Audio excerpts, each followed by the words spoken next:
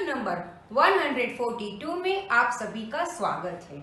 Today's magical word ability, success, goal, dream, ये सारे words काफी फैसिनेटेड, सबको पसंद है, सबको चाहिए और उसके लिए सब लोग काम भी कर रहे होते हैं। पर कहीं ना कहीं हम जो काम करते हैं वो हमारी एबिलिटी के मुताबिक नहीं होता, या तो हम अपनी एबिलिटी के अंडर में काम कर रहे होते, मतलब अपनी जो शक्तियां है वो हमें डेवलप हमने नहीं की है, हमने उसको शार्पन नहीं की है, इसीलिए हम सक्सेस से थोड़ा दूर रहते हैं। तो किसी भी काम की, चाहे आप स्टूडेंट हो, चाहे आप कोई भी जॉब कर रहे हो, चाहे कोई भी बिजनेस कर रहे हो, चाहे भी कोई भी सर्विस पर्सन हो, कहीं ना कहीं किसी ना किसी फील्ड पर आप जो भी एबिलिटी अब तक अप्लाई कर रहे होते हो उसको डेवलप कीजिए, उसको शार्प कीजिए और उसका प्रॉपर यूज करके अपनी मन चाही सक्सेस को अचीव कीजिए। वैसे तो डिप्रिशिएशन को हम समझते हैं, उसे यूज भी करते हैं, पर अब आज के इस टॉपिक से हमें अकाउंटिंग में डिप्रिशिएशन का कंसेप्ट प्रॉपरली समझना है। हम लोग किसी न किसी तरह की इलेक्ट्रॉनिक गैजेट्स, व्हीकल्स यूज तो करते ही रहते हैं।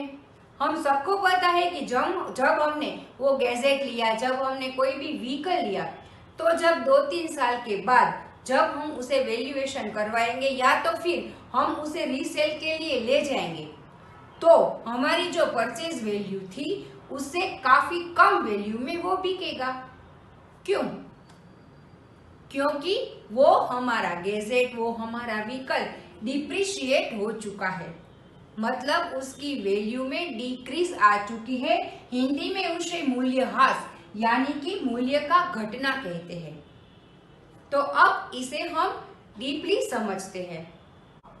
डिप्रिशिएशन का मतलब है कोई भी फिक्स्ड एसेट्स की वैल्यू में डिक्रीज आना।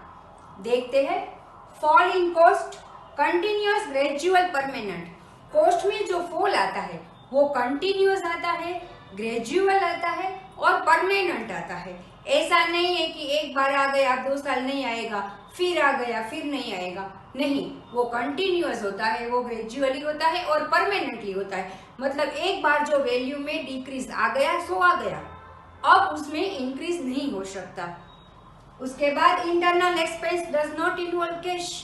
यस, ये जो हमारी फिक्स्ड एसेट होती है बिजनेस में, उसकी कॉस्ट में डिक्रीज आता है, मतलब हमें लॉस होता है, एक तरह का एक्सपेंस होता है जहां पर कैश इन्वॉल्व नहीं है। Used for tangible assets.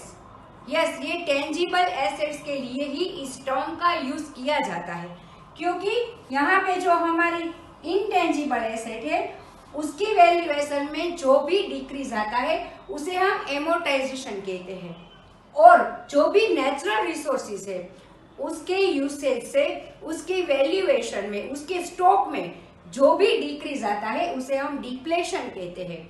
इसका मतलब डिप्रिशिएशन वर्ड का यूज हम सिर्फ और सिर्फ फिक्स्ड एसेट्स के रिलेटेड ही करते हैं। Not used for land as it has infinite economic life. Land भी एक हमारी एसेट ही है और फिक्स्ड एसेट ही है, फिर भी हम उसके लिए डिप्रिशिएशन का कैलकुलेशन भी नहीं करते और इस टर्म का यूज भी नहीं करते, क्योंकि उसकी जो इकोनॉमिक लाइफ है वो इनफिनाइट है। मतलब कोई भी मशीनरी होती है तो उसकी लाइफ एस्टिमेटेड हम 5 ईयर 10 ईयर कह सकते हैं और इतने सालों में वो कंप्लीटली एग्जॉस्ट हो भी जाती है। पर लैंड एक ऐसी एसेट है जिसकी इकोनॉमिक लाइफ इनफिनाइट है, इसीलिए उस पर किसी भी तरह का डिप्रिशिएशन नहीं लगता। हाँ, बिल्डिंग पर लगता है। तो डिप्रिशिएशन के रिलेटेड इन सब पॉइंट्स को हमें अच्छी तरह से समझने से इस चैप्टर को हम आसानी से कर पाएंगे। अब देखते हैं कॉजेज ऑफ डिप्रिशिएशन। डिप्रिशिएशन क्या है ये हमने समझ लिया, अब उसके कॉजेज क्या है, ऐसे कौन कौन से रीजन है जिससे डिप्रिशिएशन अकर होता है। तो उसमें फर्स्ट वन है यूज, किसी भी चीज का, किसी भी एसेट का हम जैसे जैसे यूज करते जाते हैं उसमें फिर वियर एंड टियर प्रोसेस शुरू हो जाती है। मतलब कहीं ना कहीं रिपेयरिंग की जरूरत पड़ती है, कोई ना कोई स्पेयर पार्ट्स जो होता है वो वीक हो जाता है, उसे या तो चेंज करना पड़ता है। तो इसका मतलब उसकी जो काम करने की कैपेसिटी है वो थोड़ी लो हो जाती है। उसके बाद टाइम, हर एक फिक्स एसेट का एक एस्टिमेटेड लाइफ स्पान होता है। हम ऐसा कह सकते हैं कि ये जो चीज हमने ली है वो मैक्सिमम इतने साल तक हमें काम देगी, तो वो साल होते हैं उसके एस्टिमेटेड लाइफ स्पान। इसका मतलब जब जब टाइम बढ़ता जाता है वैसे वैसे उस चीज की वैल्यू में डिक्रीज आता है। उसके बाद ऑब्सोलेंस। हाँ, कभी कभार ऐसा भी होता है कि कोई चीज, कोई एसेट, कोई मशीनरी हमें काम दे रही है, उसमें अब तक कोई प्रॉब्लम नहीं है, पर अब हमें उससे बेटर, उससे कॉस्ट इफेक्टिव कोई और प्रोडक्ट मिल रही है जिससे बिजनेस में हमें लाभ हो रहा है, बेनिफिट हो रहा है, तो हम वो जो चालू मशीन है फिर भी वो निकाल कर हम वो नई मशीन ले आएंगे। तो तब उस मशीन की जो भी कॉस्ट में डिवेल्युएशन आता है, डिक्रीज आता है। उसके बाद आता है एक्सीडेंट। कभी कभार हमारी फिक्स्ड एसेट रिलेटेड कोई एक्सीडेंट हो जाता है तो तब भी उसकी वैल्यूएशन में फॉल आता है। अब ये जो हमने 4 रीजंस देखे, वैसे तो वो चारों डिप्रिशिएशन रिलेटेड रीजंस ही है, पर उसमें से मोस्ट रिलेवेंट ये 2 है, यूज एंड टाइम। क्योंकि ये यूज एंड टाइम वाले जो रीजंस है वो सभी एसेट पर लागू होते हैं।